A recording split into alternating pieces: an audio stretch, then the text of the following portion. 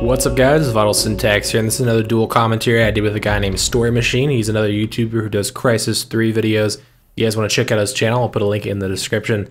This video is going to be cut up into a couple different parts, and hopefully we'll do something like this in the future. But for this segment, we're going to be talking about Crysis 3, specifically the multiplayer, some of the things we really like about it, and some suggestions on what should be changed. So sit back, relax, and enjoy the video. So, Vital, my good man, why should people come and play this game? What does it bring to the table that other first-person shooters don't? Yeah, I've said this before, but it seems like for me playing Crysis 3, and I get into this almost zone of I don't know, concentration that I don't get with any other game. And that's usually like when I'm doing really well, or I'm getting like a max nano suit or something like that, and I'm making all these twitch reflexes and twitch decisions that I don't know, you just don't really have that type of I don't know, excitement in other first-person shooters. And that might just be because of how fast-paced it is. It might be because of the armor and the other things that you have to manage at the same time of shooting people. But yeah, it is quite unique, quite fun. It is a freaking awesome game. Multiplayer-wise, I don't know about you. I would say this for me is like one of the best multiplayer games in a while. Do you consider Crysis a very kind of newcomer-friendly game? Is it fairly straightforward to become familiar and start playing well? Well, I think that in comparison to Crysis 2, it is just solely because of auto armor. Because in Crysis 2, you could just totally destroy people because they didn't have auto armor and they would never use their armor at all.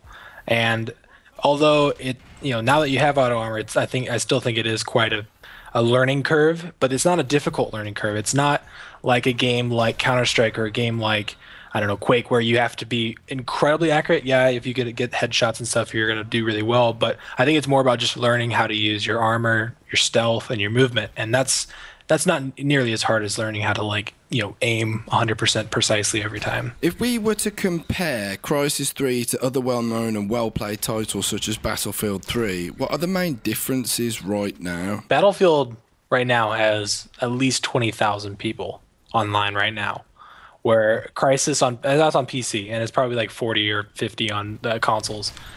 Crysis was like 800 the other day. Yeah, man. I mean, I saw your tweet and I checked in Europe we had about 2,000 people on, and that was right in the middle of peak time. And was that all the platforms or just PC? Just PC. Xbox had something like 5,000, 4,000 or 5,000. Oh, that's not that bad. I mean, it's pretty good, but still, like, you look at Battlefield and literally there's nearly always 8,000 to 10,000 people, maybe even more, 15,000, 20,000 people playing. The question I've got on my mind, why is it like that? Because the game's great. It definitely offers something very, very different in terms of first-person shooters. You get to basically be like a comic book superhero. You can jump 20 feet into the air. You can run at 30 miles an hour. You have all these really cool weapons and stuff like that, as well as the suit capabilities, the stealth and the cloaking.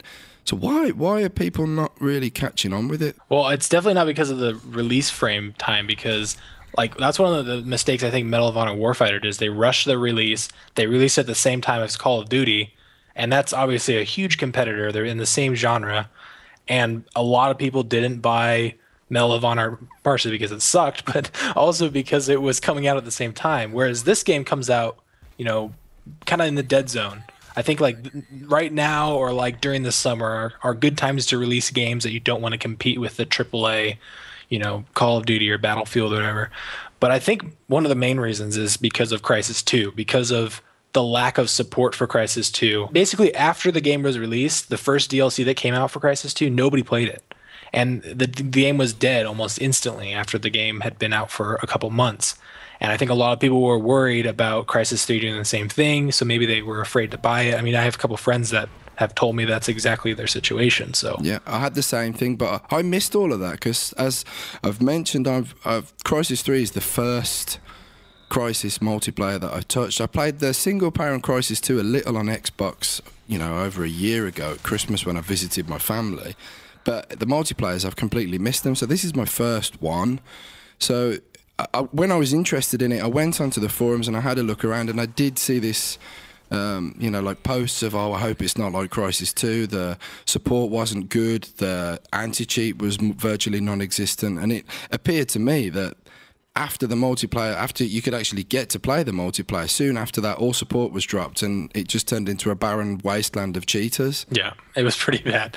Luckily, they did something about it for Crysis 2. I mean, when the beta came out, supposedly I'd heard rumors that the Crysis 2 hacks or cheats or whatever worked in Crysis 3 with very little like changing of how to make it run. But yeah, because the forum was completely like electrified with all of that. But I kind of understand Crytek's philosophy with that, and that is like no anti-cheat. Let's see what people are using and test the water. You know, like someone said in the forums, you can't treat an illness before it's identified. You know, you have to be diagnosed first. So I can kind of understand that kind of process. But if some of the hacks worked for Crysis 2 and they just totally transcended over to Crysis 3, surely those would have been quite easy to fix. And in all honesty, I'm not really seeing that many cheaters about the place on the multiplayer right now, but I'm a noob. It's really hard for me to tell because, you know, I seem to get one shot by everything. You know, everything kills me in one hit. You know, there's pistol, a fucking rubber band, a catapult.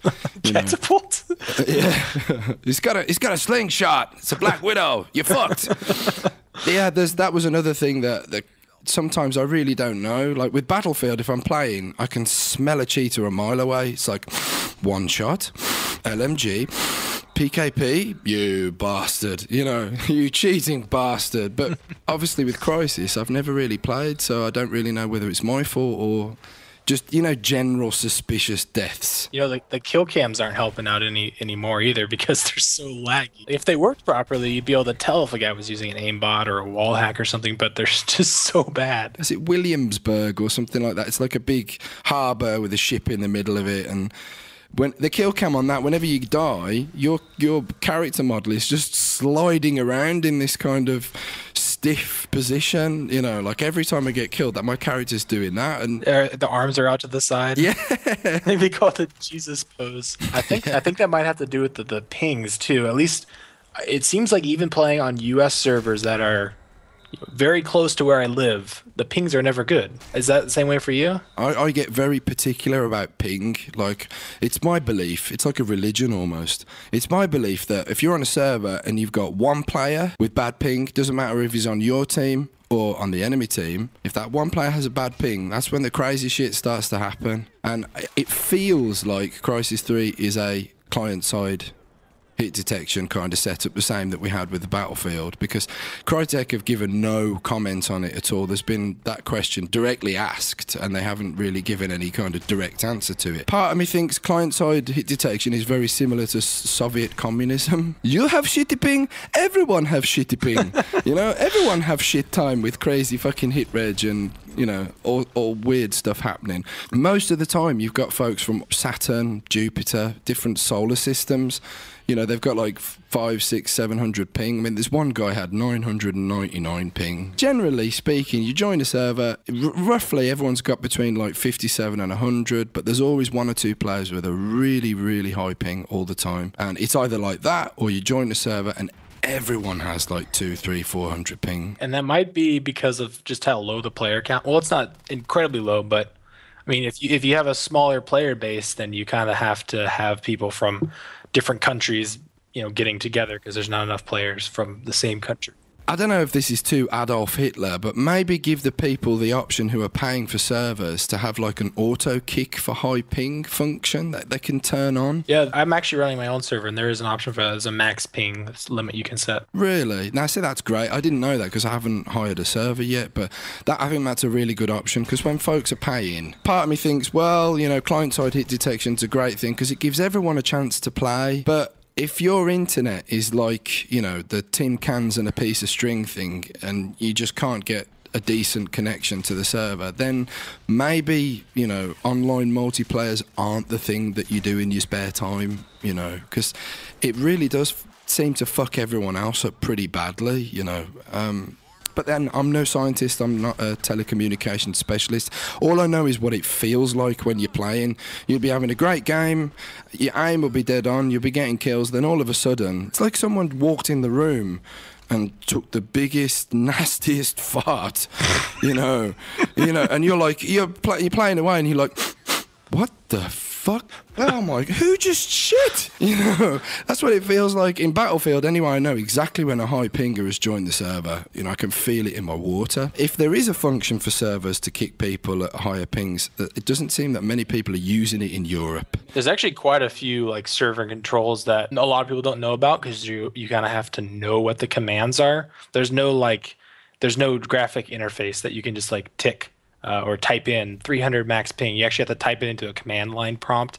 And I'm going through NFO servers, which is a great hosting site, and they have like a forum that some guy posted a bunch of commands. So I guess if anybody's running a server, they should at least look up the commands, because there's actually quite a few options. Well, we can put that in the comments box below, some details for the folks that are running servers, because that's a really handy piece of information there. That's going to wrap up the first segment of me and Storym4chine's talk about Crysis 3's multiplayer. I'll upload the next part fairly soon, but once again, check out his channel. He makes awesome content. Seriously, one of my favorite YouTubers that I've just recently discovered, and I'm really kind of looking forward to what he can do with his channel. He's just, I don't know, he's incredibly entertaining and funny, so check him out. Highly recommended. But anyway, thanks for watching the video. I'll see you guys in the next one.